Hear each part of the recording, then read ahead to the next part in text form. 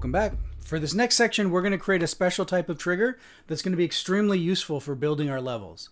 It's going to call it a look at trigger. The basic idea is that it's only going to operate when our character is within a certain trigger.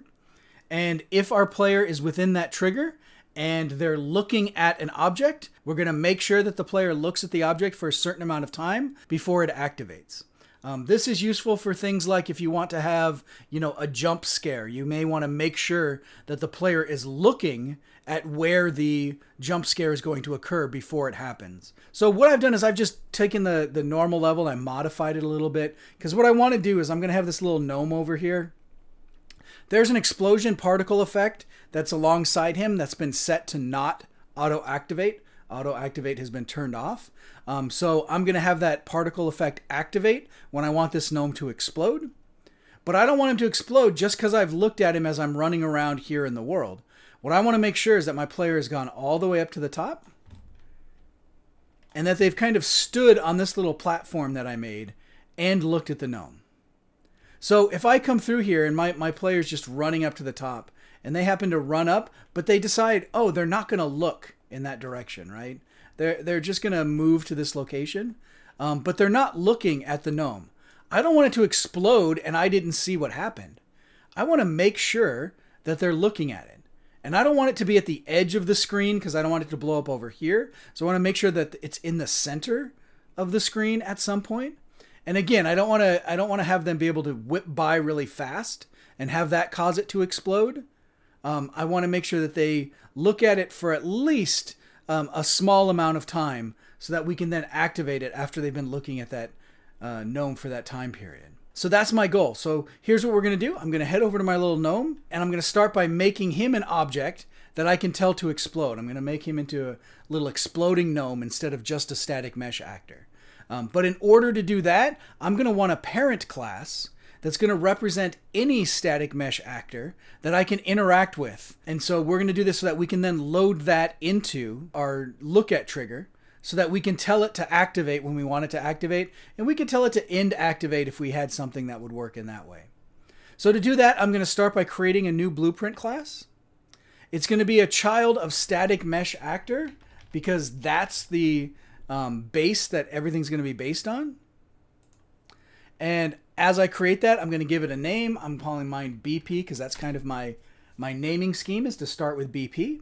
And I'm going to call mine interactable mesh. And this just means it's going to be a static mesh actor that I can interact with. So if I open it up, I'm going to give it some base events that we'll be able to call on any of these objects or any of their children. So I can create a custom event. And the first one I'm going to do is going to be on actor start interact. And I'll create another custom event. And I'll call it actor end interact. For now, that's enough. Compile and save. And then I'm going to take my gnome. I've selected my gnome here. I'm going to make them a new blueprint actor. And they're going to be a child of that interactable mesh. And I'm going to give them their name. They're going to be BP exploding gnome.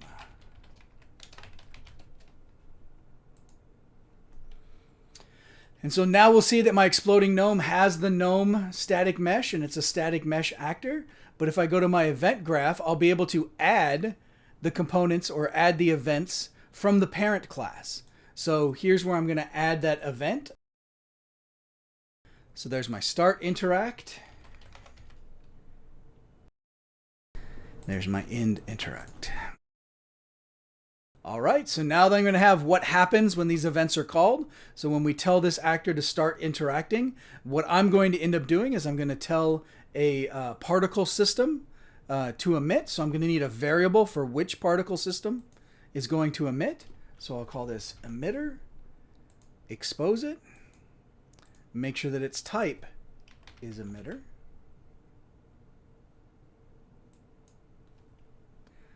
Bring that out into the world.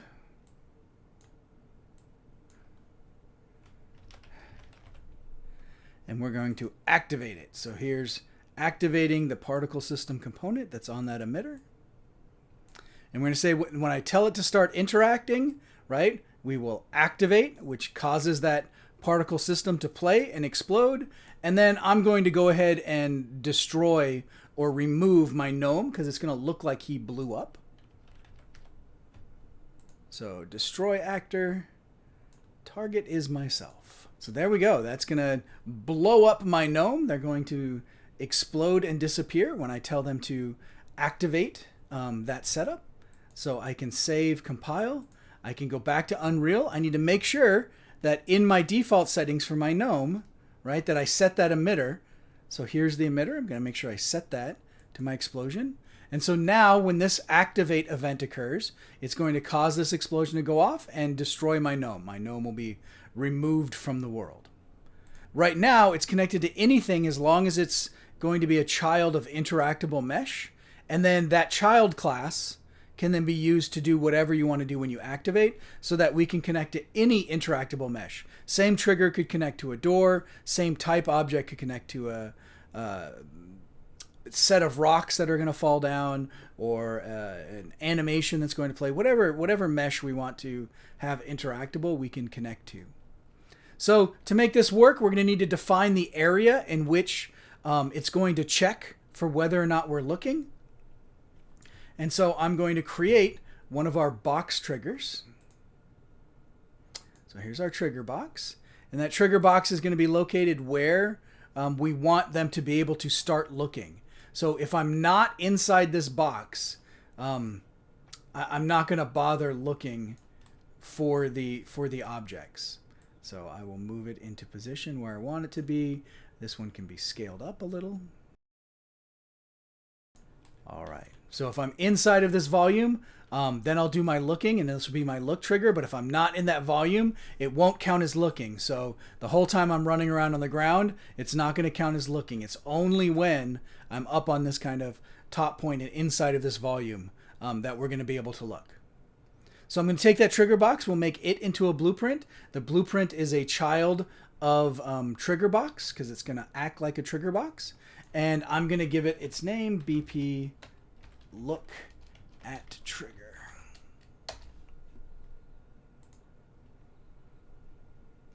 So here's my look at trigger. If I head on over to my event graph, I can start thinking about what kind of things are going to happen, right? So I'm going to need to add a couple of variables. So the first variable I'm going to add is the object that I'm looking at, right?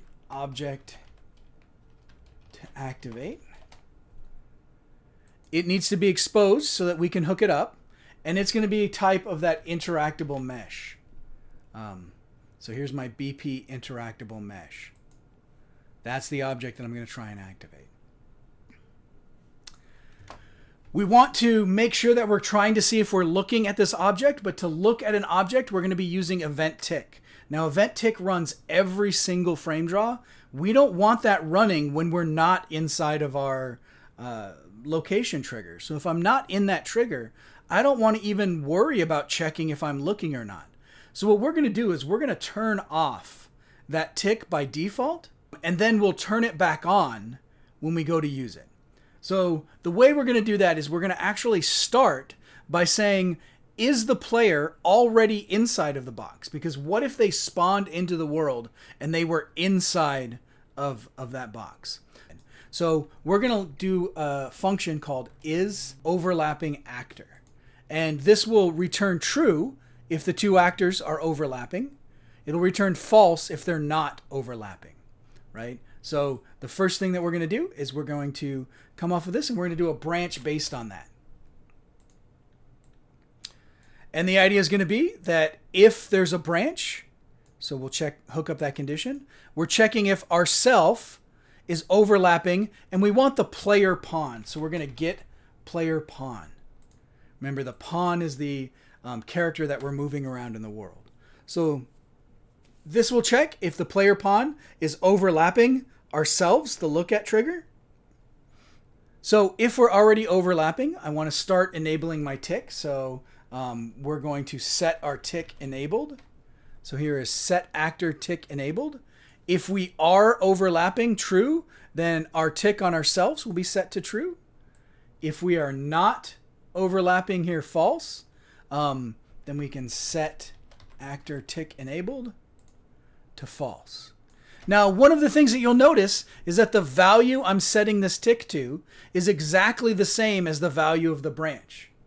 So what we could do is we could take the chance to just take this return value that says if we're overlapping, then we'll set the tick enabled to the same value. So if this way works for you, and it's very readable, right? This is very easy for us to go, okay, what does this do? Begin play is going to do a branch. It's going to make a decision. If it's enabled, right, if that's true, that it's overlapping the player pawn, then we're going to enable it. If it's false, then we're going to disable it. If this logic works for you, please do it this way. Do it the way that's easy for you to read, easy for you to understand. If you want to, and you want to be a little more efficient, what we could do is we could just go straight from our begin play to our set tick enabled, and we could set it equal to the same value as the overlapping. And so what this will do is that if we are overlapping, set tick enabled will be set to true. If we're not overlapping, it'll be set to false. So this is just a shortcut way of doing the same thing. Remember, it is always better to have easy to read, easy to understand, and easy to update code than it is to use fewer boxes. So make sure that you make your code readable, easy to understand, and that you're kind of ready to go for how you're going to set this all up. When we overlap, when we do decide that we're going to move over the top, right, then we're going to set our actor tick enabled to true so that we will tick if we start overlapping. If we ever leave the overlap, we're going to set that tick enabled to false so that we stop ticking whenever we leave the trigger. What this is going to do is it's only going to tick when we're inside the trigger. That's our goal. We only want to tick when we're inside of the trigger because we don't want to waste processing doing this tick when we don't have to. And the only time we have to is when we're inside the trigger. So then we'll think about what are we going to do when we are inside the trigger, when we are going to look. So I'm going to connect for now, this is temporary, this idea that we're going to have a branch node here that just decides whether or not we're looking at it. So I'm going to make a comment that says, are we looking at the object? So if that's true, I'm going to set another comment. And the comment is what we're going to do if we're looking at it. What we're going to do is we're going to remember that we are looking.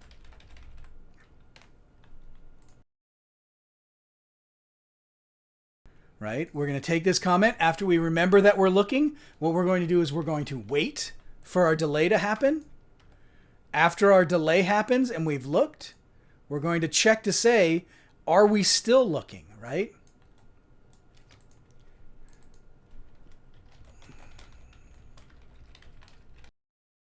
And if we're still looking after our wait has completed, right, then we want to activate our object, but we only want to do it once, right? So this idea of making out little boxes as to what you're going to do at these different points and how it's going to work for you can be very useful for figuring out how you want to build your code and what you want to do. And they can help you to do the process of kind of only doing what you want to do at that given time. So for example, I know that this are we still looking? I know that's going to be a branch. So I can start ahead of time and say, look, I need a branch here, right? To then activate that only once. I know that my wait is a delay, right? Here's a delay node for my wait. So I can move my nodes out of the way, make this look a little nicer. There we go. We know that my wait is going to be a delay. We know that when it's done, we're going to check to see if we're still looking, right? If it's true, we're going to activate the object, right? But we only want that to happen once. So I know that I'm going to need a do once in here, right? And see how I'm kind of logically figuring out what's the next step? What's the next thing that I'm going to do, right? Yes, I am still looking. So do once, we're going to do this thing that we're going to run, and we're going to take this object to activate. And we're going to begin interact, right? Oh, I believe I called it start interact. There we go. And so we're starting to fill out these nodes and go, look, okay, I know what I need to do in terms of my comments. So here's what we're doing to have this set up, right? So how would we check if we're still looking? Well, what I'm going to do for that is we're going to do this logical process where if it's true, we're going to set a variable that says that we're looking. And then we'll turn that trigger to false, or we'll set that variable to false if we stop looking. So when I'm looking, I'm going to say, yes, we are looking. When I'm not looking, I'm going to say, you know, I'm going to change it so that we're not looking, right? Change variable so we know we are not looking. So to do that, I'm going to need to create a variable that's going to hold whether or not we're looking. I will add a new variable here. I'll call it is looking at target. I guess is looking at actor works. It's going to be of type Boolean. I do not need to expose it because we're only going to use it inside of our little world here. So I'll go ahead and I'll get that and we'll set it. So when we want to remember that, yes, we are looking, we will take this and we will set that to true. It says, yes, we are looking, right? So if we are looking at the object, true, remember that we're looking at it. If we are not, right, looking at the object, we want to change that variable so that we know that we're not looking. So same idea, we'll bring that out here, we'll set it. Only now, if it's false, we'll set that to false, so it's not looking. And so what this does is that if we look at the object and we start waiting for whatever this duration happens to be, at the end, if we had looked away, when that delay ends, it'll say, no, we're not looking, and we'll just kind of cancel out. It'll only go to true if we're back to looking at it again. So this is only going to work if we're still looking at it after that time has occurred. So this gives us our little, are we looking at the object? We'll branch to remember that we're looking. We'll wait to say that we're still looking at it. If we're still looking at it when that delay ends, right?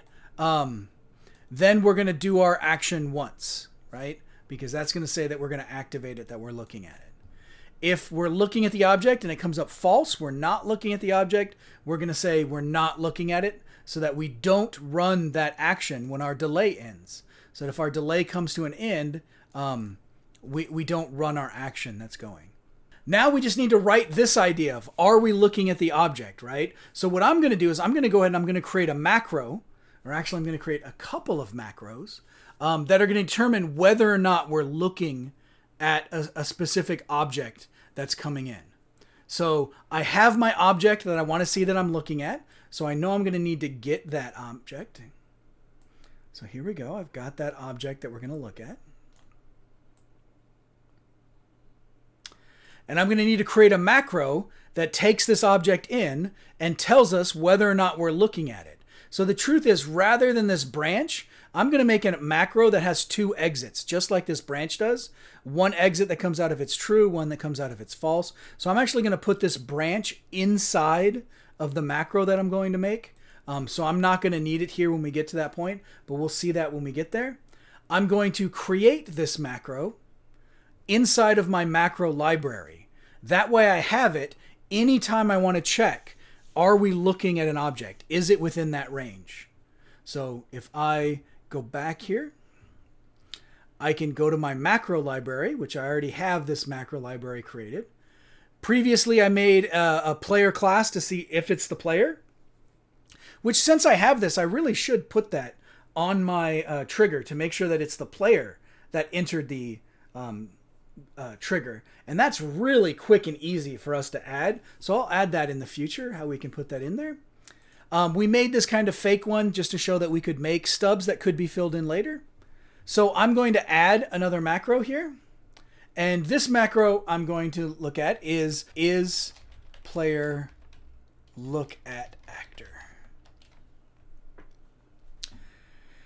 And this is going to be kind of my global, like, is it looking, is it not looking? So I'm going to need to have some inputs. The first one I'm going to set up is going to be one of my execute nodes, right? And this is my input.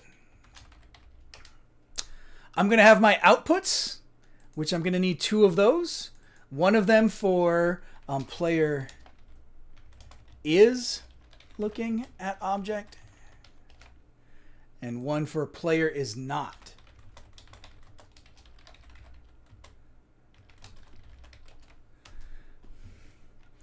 Now you could, if you wanted to try and be brief, you could call this like is looking, not looking. But I like to spell things out so that people can understand exactly what it means as we go through this. And we're going to take a look at figuring out if we're looking at the object. So one of the things we want to do is I don't want objects. I don't want that gnome to explode if he's on the corner of the screen. I want him to be near the center of the screen or where I'm looking. So I'm going to need some sort of value that holds the field of view as to where I can see. So we're going to need to add a variable that represents how many degrees I'm able to look away from that object in order to see whether or not I'm seeing it. So do I have to look exactly at it, which is really hard to do if I was at 0 degrees field of view? Or do I have 10 degrees? As long as I'm within 10 degrees of looking at it, I can see it. That would be a field of view of 10. Could I do 60 degrees, which is normally what we do for, vision for AIs? So what we're going to end up doing is we're going to look at, those degrees to try to figure out how wide our field of view is. So we're going to want an input variable for that. We also are going to need the variable of the actor that we're looking for, right? The thing that we're trying to look at. Right? So what I'm going to go ahead and do is I'm going to add those inputs. So over on my inputs, we're going to have our actor to look at. I'll say actor to test. And that will be a variable of type actor. And then I'm also going to need a float for my view angle, to hold what angle I can look at. So one of the things we have to remember is just this idea that with our macros, any information we need in that macro, we have to send in. You can't have it pulling information from other places. They have to be included as an input, and anything we want to get back out has to come out of our outputs. So here's what we're going to do. Just like we did before, we're going to be looking at the dot product between 2 different vectors. One vector is an arrow pointing the direction that we're looking. The other is an arrow pointing to our actor. So since we're going to want the vector that points from our player to the actor, I'm going to create a new macro that's going to handle that vector. So create a macro, vector between start and end. My vector between start and end is going to take some inputs. It's going to start by taking a vector input as my start. It's going to take one for my end point. And I'm going to have an output for my vector from start to end. Right? And if we remember to find the vector between 2 points, we take the end point minus the start point. And so now when I go back and I save and I go back to my look at, I can use that macro here inside of the rest of the macro library. So building these things to make it a lot easier for us to remember how this code works is going to be extremely valuable. So we're going to start by taking a look at the eye point of where our camera view is, right? So I'm going to get player pawn. And we're getting the pawn for player 0. And what we want to do is we want to get the actor eyes viewpoint. This is where our actor is looking from. So in the case of our third person character, it's the camera position, even if that's rotated around. So if we've rotated the camera around, we're looking at our character. This is going to be where our camera is viewing. If we were just to go from the pawn's location, we would have that actual pawn. So even if we're turn the camera around to look at our pawn's face, and our pawn looks at the gnome, it'll explode. Well, I don't want the pawn looking at the gnome to make it explode. I want the camera, the actor eye's viewpoint, to look at it to make it explode. So that's what we're going to use. We also have our actor to test. And so what we want to do is one of the vectors that we need to get, right, is going to be the vector between our eye viewpoint and our actor to test, right? So I'm going to get the vector between start and end, right? The start point is my eyes, my eye viewpoint. The end point is we're going to get actor location of the object that I'm trying to look at. So here's the actor I'm trying to look at. There's that end point.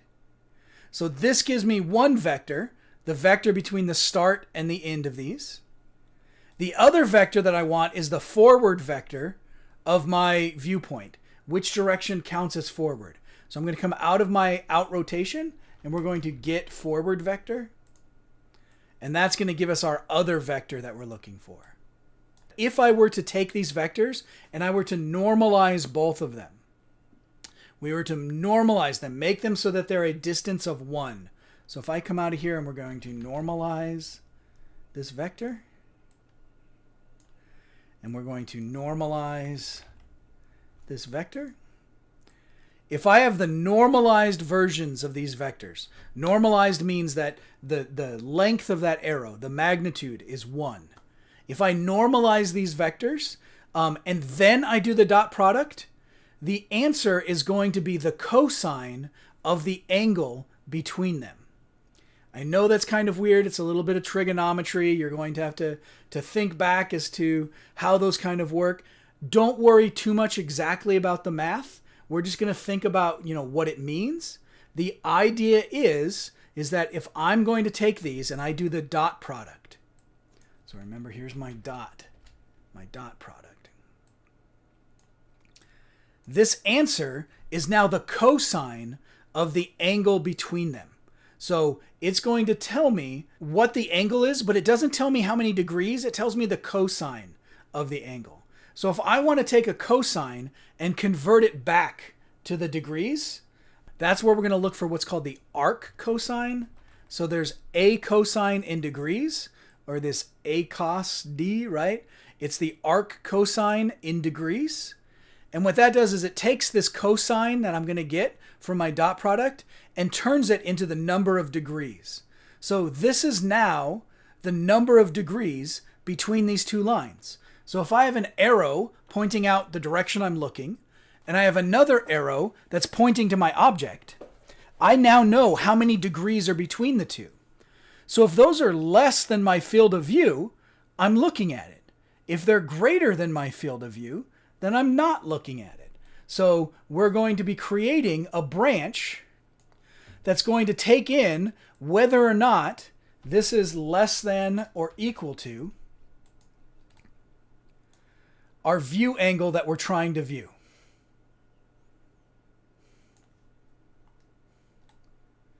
So there's our kind of long version of everything. We're going to branch off of this.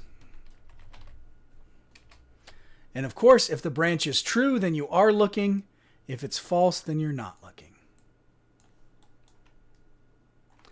And so this is our core idea, right? So my input is just going to connect up to my branch. So here we go. My input is just going to make a branch. All we're going to do is we're just going to check if the angle to the object and the vector to the object and the vector forward, if that angle is less than my view angle, then I can see it. If it's greater than my view angle, I can't see it. So how do we get the angle between those two vectors? Well, if we dot product the normalized version of those vectors, we get the cosine of the angle. The arc cosine gives us the actual angle in degrees. so that now I know how many degrees it is to check versus degrees over here. Well, how do I do that dot product? What vectors am I looking at? Well, one of those vectors is going to be the forward vector of my eyes, right? Which direction are my eyes looking? The other one is going to be the vector between my eyes and the target. And I'm going to normalize those vectors, dot product, arc cosine. If that degree value is less than the angle I'm looking at, then yes, they're looking at it. Otherwise, no, I'm not looking at it. I'm going to make sure I've saved this. Go back to my look at trigger. And now we can check to see if we're looking at the object here inside of our tick. For this, I just need the is player looking at actor. I don't need the branch anymore because the branch is inside. That's what I was talking about earlier. And we're going to do an on event tick. Is the player looking at the actor? If I am looking at the object, remember that we're looking. Wait. Check to see, are we still looking when that delay ends? If so, we're going to activate the object, but we only want to do that once. If we're not looking at the object, we're just going to remember that we're not looking. Oh, they looked away. Stop looking. You're not looking at it anymore. So you haven't looked at it for a certain amount of time, so that time kind of hasn't passed. Excellent. The one thing that we're missing right now is that my duration is not settable by my designers and my actor to test. So I guess the couple of things that are missing. My actor to test is not settable. It's not being set, so I want to make sure that my object to activate is hooked into my actor to test, so that I test if that's what I'm looking at. I also need my view angle, right? I want that view angle to be set by designers. So if we remember how to get that set by designers, we can right-click, promote to variable, and look, it's automatically over here in our variables. We just have to expose it. Our wait delay, right? We want to expose that, so I can just promote that to variable. It's automatically over here, but I'm going to give it a look at duration so I know exactly what it means, and I'm going to make that exposed. So now those values are exposed to our designers so that our designers can take a look at those values and set them however they want them to be. Excellent. So once again, here's kind of our triggers logic to it. When it begins playing, we're going to check to see if we're already overlapping. If we're already overlapping, turn the tick on. If we're not already overlapping, turn the tick off. When we enter the trigger, turn the tick on. When we leave the trigger, turn the tick off, so that it only ticks when we're in the trigger. Here's how my tick works. We check to see if we're looking at the object. This was a macro that we created inside of our macro library. If we are looking, remember that we're looking. Wait. If we're still looking when the wait is over, we're going to activate the object, but we can only activate it once. If we're not looking at the object anymore, forget that we're looking at it. Set that variable to false. We're not looking at it anymore. It'll be true again when we start looking, but right now it's false because we are not looking at that object. Excellent. I can save. I can compile. It says we're good to go. We will go back to the engine. I will set my values. So the object that I'm looking at, the object I want to activate with my look trigger, is going to be my exploding gnome. The view angle, I want to make sure that I'm within 30 degrees. So that's a nice little tight view angle that I need to look at. It's pretty close. The look at duration, how long do I want to have to look at it? I'm going to go for a long time. I'm going to go for 5 seconds so that we can make sure that we've, looked at this object for 5 seconds before it goes off. And then I'll press play and we'll give it a test.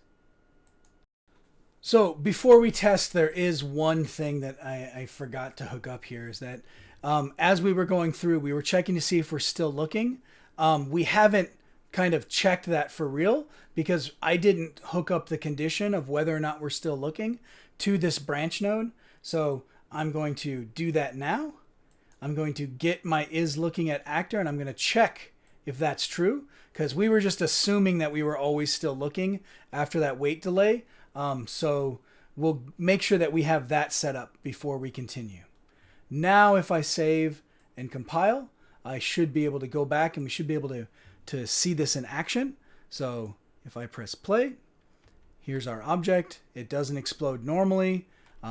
If I walk up into the area, if I back into it so that I can't see the gnome, our gnome doesn't explode even after the 5 seconds. If I turn around and I look really quick, it probably shouldn't explode even after the 5 seconds is up for it to see if it's going to explode or not.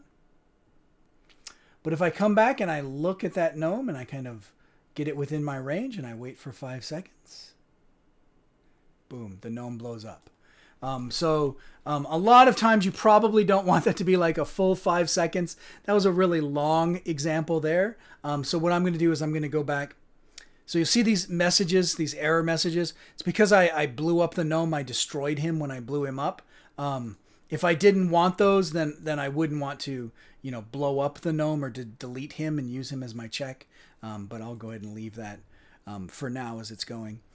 So if I were to change my settings on this so that it wasn't that long, it was like 1 second, or even that 0.2 seconds, to give it a little bit of a delay, to make sure 0.8 is enough to make sure it feels like I did something.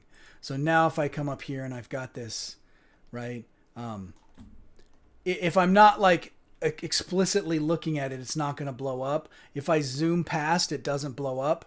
But what I want to do is if I have like a real look, it blows up almost immediately, right? 0.8 seconds is enough for me to know that there was a delay, but not feel like I'm waiting for something. 0.2 is enough for me to recognize that it happened when I moved by. It didn't, happen before I got there. Less than 0.2, it might feel like it happened before I even realized I was looking at it. All right, so that's how we're going to set up and kind of build these triggers. You probably don't want to destroy the object that you're looking at like I did with my gnome. You would probably do something more like disable the renderer, or, just set something else up so that it doesn't, destroy the gnome. Because right now we're getting this, it's trying to look for it every frame, but it doesn't exist. So I'm going to get a bunch of errors here at the end. And it says, look, you tried to look. Right? We checked if we were looking at this gnome, and that gnome doesn't exist. It's gone. It is not in my game. So what we would want to do in that case instead is, instead of destroying it, we can just turn off the renderer. So if I want to see that, I can open my gnome. My problem is that I destroyed it, right? So what I probably want to do is take this and set my actor hidden in game now to true. And so this way, instead of it disappearing, right, instead of it being deleted from the world, the gnome is technically still there. So he's still going to be there. He's just going to be hidden in game, right? So if I play this now, I should not get those errors because he's still going to be there. He's just going to be hidden in game. I just went for the shortcut. Boom. Right? So now when I exit, no errors, because instead of destroying him, I hid him. I made him not visible. So that may be something you want to look into if you want to do that a little better. That's the idea of a look at trigger. What you want to do next is you want to sit down and think about all of the places you might want to use this, the ways you might want to set this up, how you want to use our macros. So we talked about it a little bit, but what we'd want to do is, here's my look at trigger. Right now, if any object, right, any object at all enters, it's going to begin the overlap. It's going to start the tick. If any object exits, it's going to do that tick. So as always, we want to start getting used to using these macros that we created, right? Is player. So here we go. Is actor player class. We're going to come in, we're going to see if this other actor that we're testing is the player class. If yes, it is, then we do that. So this idea about reusing our macros, this is why we learned them, right? It makes this a lot easier than having to recreate all of that code every time we use it. To recreate this code anytime you want to say, is the player looking at this actor? So you may want to do something where if you're giving a dialogue, right? The player's going to, or the actor's going to talk to the player. What you could do is if it's time for that dialogue, if the player's looking at that actor, you give the dialogue you were expecting to give. If they're not looking at the actor, you start with a hey, hey, and then give the dialogue. And by adding that little beginning, you have this little change. It's like if you're not looking at them, they kind of call out to you to make you look at them, right? It can be interesting. Or if you're setting your view target, maybe you want to set a different view target if the player wasn't looking at it. So if my player was not looking at the object, I want to move to like a wide view so that I can see the whole scene. But if my player was staring right at the object that they needed to look at, let's zoom in on that object. So you can use this is player looking at actor to choose different view targets to set, whether or not you zoom in on one or the other. Maybe you choose a different sequence to play. So it's really cool that we can use these macros to do lots of different things. So that's going to be our look at target. For the next assignment, you're going to make sure that you use a lot of these in interesting places. You can use them so that like lightning only flashes when you're looking out a window. It doesn't flash if you're not bothering to look out the window. If you want to have a jump scare, it only happens when you're looking at the right spot. So only if the player looks in the cabinet does the cat jump out of the cabinet at the player. If you look at the phone, it rings as soon as you look at it. If you're having like a cave-in event, you can make that cave-in event happen while you're looking at the cave-in event. Lots of interesting stuff that we can do. In the next lesson, what we're going to take a look at is we're going to take a look at doing some things to optimize our setup. So one of the ones that we're going to look at is the idea of creating 2 triggers to activate something, because it can really change the way that our feel of our game is if we have a little wiggle room in terms of allowing the player to back up out of the way without undoing what they've done.